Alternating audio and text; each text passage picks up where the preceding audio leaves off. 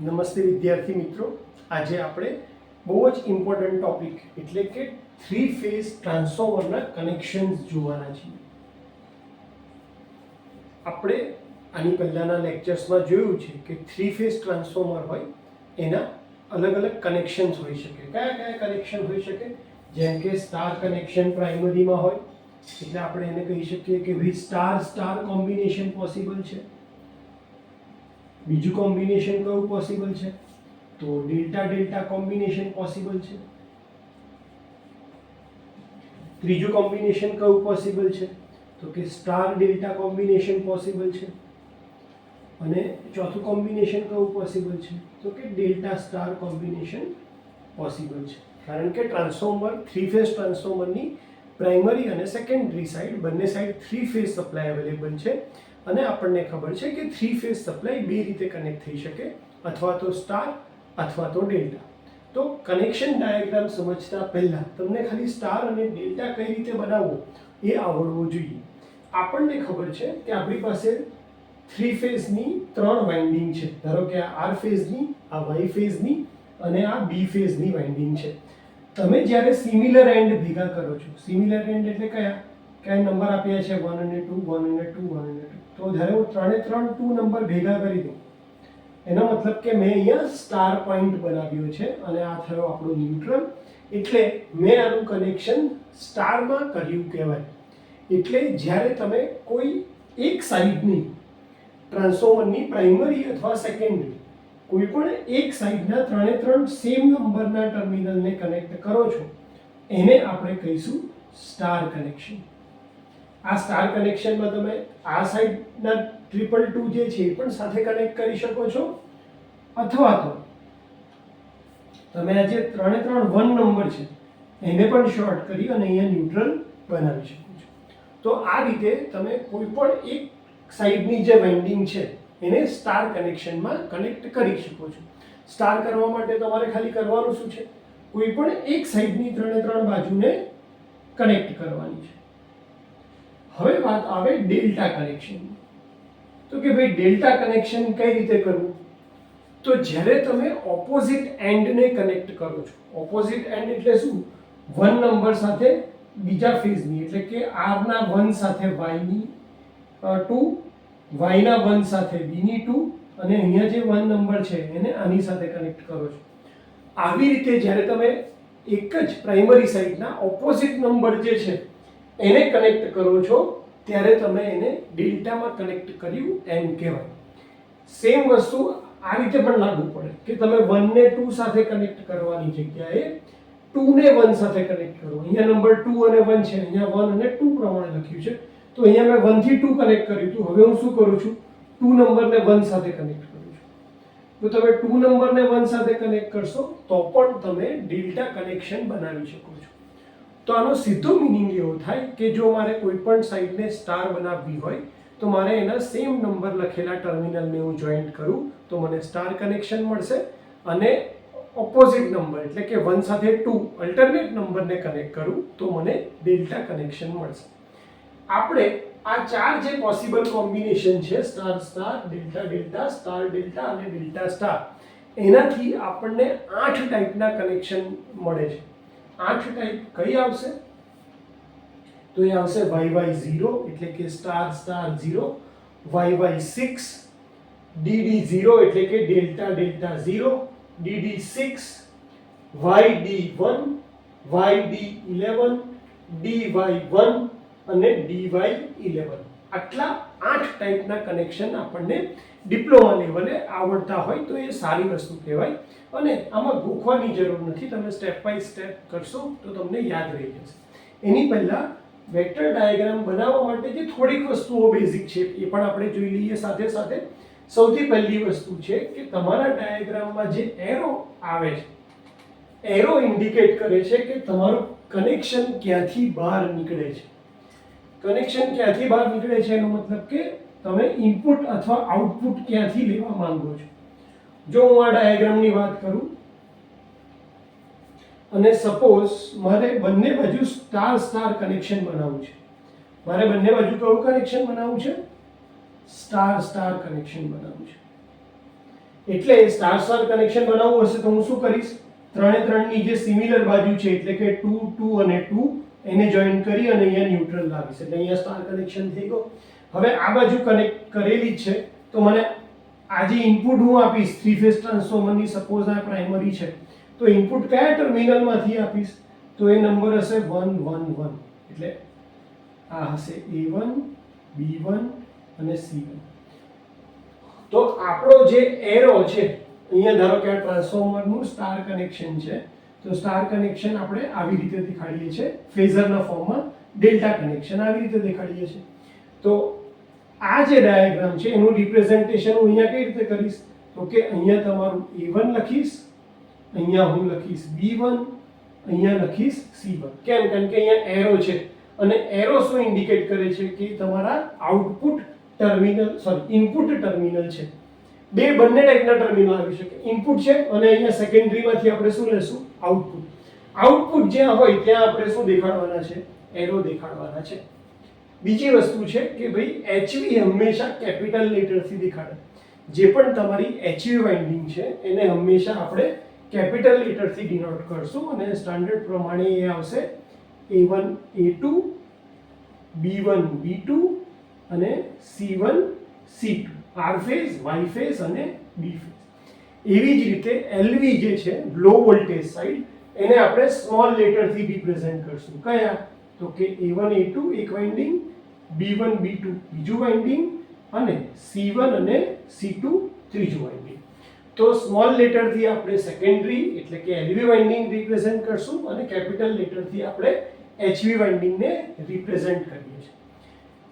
આપણા જે નંબર છે YY0 તો એમાં જે પહેલો લેટર હંમેશા પ્રાઇમરી ઇન્ડિકેટ કરે HV એટલે આપણે એને કેપિટલથી ડિનોટ કરશું, બીજો આપણે સ્મોલ લેટરમાં લખશું અને ત્રીજો ઘડિયાળના કાંટાની પોઝિશન એટલે કે ફેઝ શિફ્ટ કેટલું છે એ દેખાડે છે.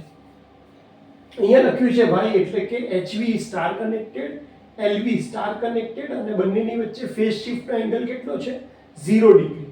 જો તમે ઘડિયાળમાં જુઓ તો ઘડિયાળમાં હંમેશા જે મિનિટ કાંટો છે એને આપણે HV કન્સિડર કરીએ છીએ એટલે આ આપણો HV નો કાંટો છે. જે અવર કાંટો છે, કલાકનો જે કાંટો છે એને આપણે સેકન્ડરી એટલે કે LV દેખાડે છે.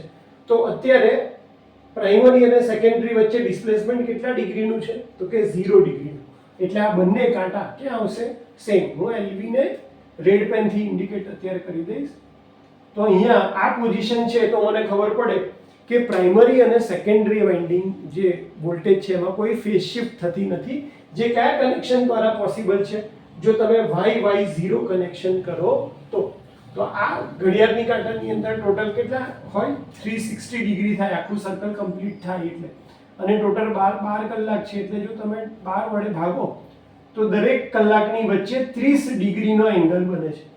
એટલે જ્યારે આપણે એવું કહીએ છીએ કે YY6 એનો મતલબ તમારો જે પ્રાઇમરી છે એ 12 ઉપર હશે મિનિટ કાંટો અને જે કલાક કાંટો છે એ શેના ઉપર હશે, 6 ઉપર. આ જે પાછળ નંબર લખ્યા છે એ તમને ઘડિયાળની પોઝિશન દેખાડે છે.